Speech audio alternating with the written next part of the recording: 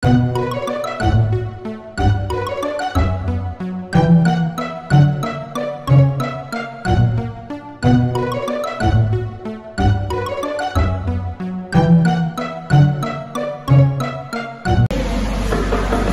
siang. Oh, selamat siang. Silakan masuk, Mbak. Silakan dulu.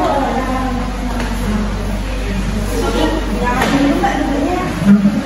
Sudah nyaman? Dengan Mbak siapa ya, Mbak ini? Saya Kristina. Mbak Kristina dari mana? Sebelum datang sini? Oh, jadi dari rumah. Oh, dari rumah. Oke. Dekat sini? Di daerah. Oh, dekat sini daerah gitu ya. Terus kesibukannya Mbak sehari-hari ngapain? Kuliah. Ikut organisasi juga.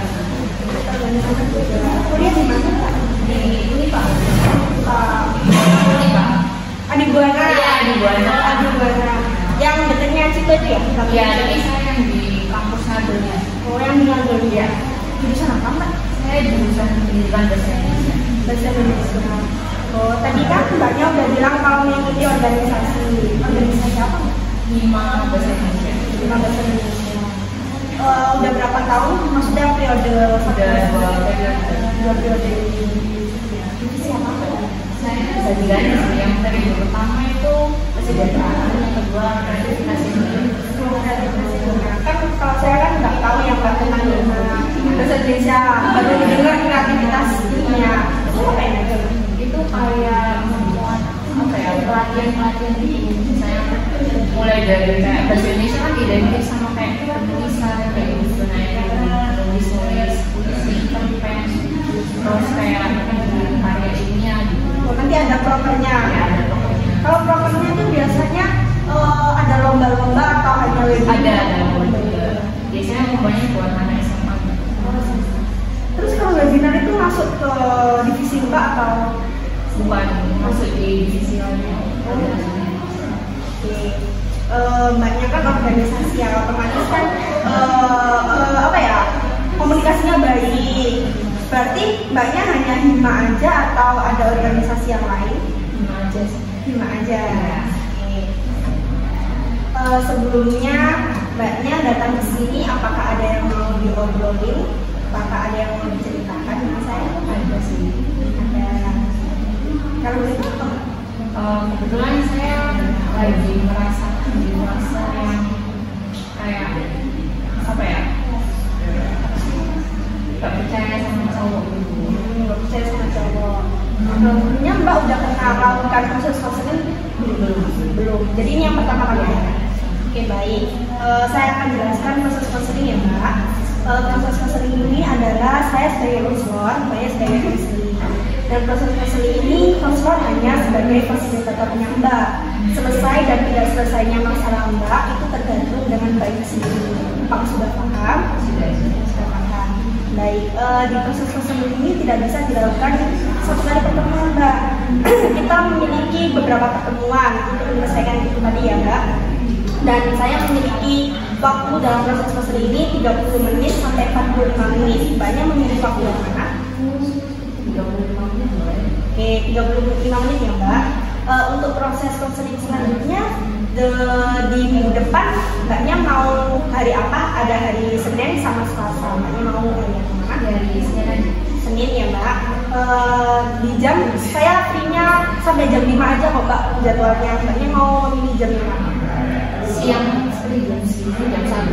Oke, berarti minggu depan kita melakukan proses konseling lagi di hari Senin jam 1 ya, Mbak. Oke, proses konselingnya sama 35 menit ya.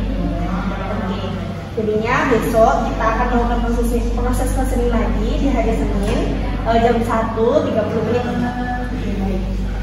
Tadi kan Mbaknya udah menceritakan sedikit ya, Mbak, tentang Mbaknya merasakan tidak percaya pada orang lain. Boleh diceritakan lebih dalam lagi, Mbak? Jadi kayak banyak, terutama cowok ya, cowok di sekitar saya itu yang kayak bikin apa ya, bikin saya kecewa, ya, bikin saya kecewa, terus omongan mereka itu nggak bisa dipegang. Jadi kayak bukan bikin kecewa, tapi bikin banget gitu loh mbak. Marah juga? Iya marah juga. Oh, Jadi kayak merasa kayak gimana ya, kayak takut gitu buat ketemu cowok lagi. berarti di sini mbaknya merasakan emosi yang kecewa juga, marah juga iya, takut iya. Marah, takutnya itu yang seperti apa?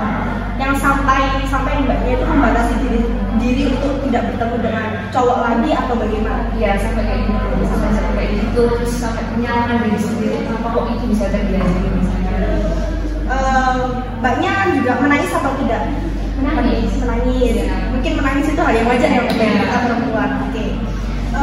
Untuk itu tadi kan emosi yang dirasakan mbak ya. Tingkah laku apa yang mbak lakukan pada saat emosi itu datang? Emosi itu datang saya melakukan pengurusan diri sih.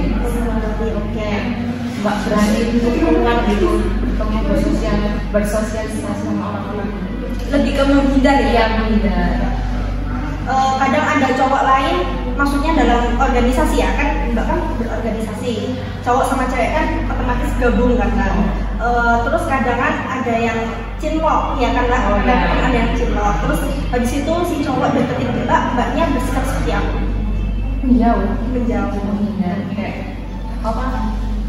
Kayak membatasi diri dengan dia supaya kita nggak berkomunikasi, kita nggak berinteraksi. Sampai sejauh itu.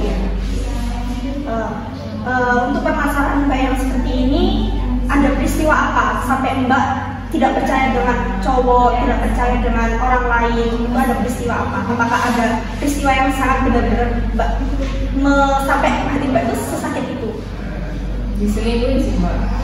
Dan iya, dan kayak itu banyak jadi laporan dari orang sekitar juga banyak yang melakukan kayak gitu, cowok gitu selingkuh, dan itu bikin sakit banget. Itu kok bisa mbak diselingkuh itu bagaimana? Boleh diceritakan? Oh ya, jadi karena dia tuh jadi dia kan sedang jauh dari saya, jadi dia tuh kayak apa ya, dia tuh lagi ada KKN gitu ya, KKN. Terus kan otomatis jauh dari saya. Nah terus itu kan selama 2 bulan, jadi dia kayaknya mungkin nyaman sama orang lain gitu, jadi dia kayak selingkuh gitu karena jauh dari saya. Jadinya dia memilih orang yang lebih dekat. Apakah komunikasi selama KKN itu mbaknya ada renggang atau mbaknya juga ada kesibukan sampai nggak bisa quality time meskipun dengan chat atau bagaimana? Karena dia juga di sana tuh kayak sibuk gitu kan, kayak proper gitu, jadi kayak waktu ngechat itu dikit banget. Terus pada saat diselingkuhin, mbaknya itu merasakan hal apa? Maksudnya dalam arti mbaknya menyalahkan dia atau lebih ke menyalahkan diri sendiri atau bagaimana? Yang pertama menyalahkan diri sendiri, lalu menyalahkan dia. Lebih dominan yang mana? Menyalahkan diri sendiri. Lebih menyalahkan diri sendiri. Terus mbaknya menyalahkan diri sendiri itu yang bagaimana? Apakah mbak itu harus sempurna di depan dia atau bagaimana? Ya itu mungkin sih, kayak saya harus sempurna di depan dia, harusnya saya yang memahami dia. Berarti mbaknya kayak seharusnya itu aku yang deket dia selalu. Harusnya aku bisa 24 jam sama dia. Oke, tadi kan mbaknya lebih ke menyalahkan diri mbaknya sendiri ya mbak ya. Emangnya waktu semua yang mbak punya itu harus untuk dia kan? Enggak sih. Apakah mbak tidak boleh melakukan me time? Boleh kan? Berarti kan waktunya semuanya tidak harus untuk dia kan? Memangnya dia udah memberi mbak apa sih sampai mbak itu harus ada untuk dia? Barang mungkin, kebanyakan barang. Hanya barang kan? Emangnya seberharga apa barang itu sampai mbak itu lebih berharga dia ketimbang barang? Bisa beli sendiri sebenarnya. Sebenarnya bisa kan? Jadinya apa yang harus mbak pusingkan? Iya kan mbak? Berarti kan barang yang diberikan kepada dia itu kan bukan apa-apa mbak. Mbaknya kan juga harus memiliki waktu untuk diri sendiri kan mbak. Berarti sekarang mbaknya harus bagaimana? Apa yang dikiranya sekarang? Harus membagikan diri sendiri, mementingkan diri sendiri. Berarti kan mbaknya sudah memiliki pikiran yang baik untuk diri mbaknya sendiri. Mbaknya harus memiliki waktu untuk diri mbaknya sendiri. Mbaknya juga harus membahagiakan diri sendiri. Tidak harus semuanya itu tentang orang lain, mbak kan bagaimana ya, kita boleh kecewa sama orang lain, tapi kan tidak melulu tentang kecewa itu, tidak melulu tentang marah itu kan. Baik, setelah ini apakah ada yang dipertanyakan lagi, Mbak? Sudah cukup. Berarti mbaknya pikiran mbak sudah sadar kan, Mbak? Sudah sadar. Mungkin kalau misalnya kedepannya ada yang mau diomongin lagi atau ada kurangnya tentang apa yang dilakukan mbak bisa langsung hubungi saya lewat via telepon atau via WA ya, Mbak. Sudah paham? Sudah baik. Kalau kiranya sudah selesai, kita akhiri ya, Mbak, pertemuan konseling kita pada hari ini. Terima kasih. Iya, terima kasih, Mbak. Ya.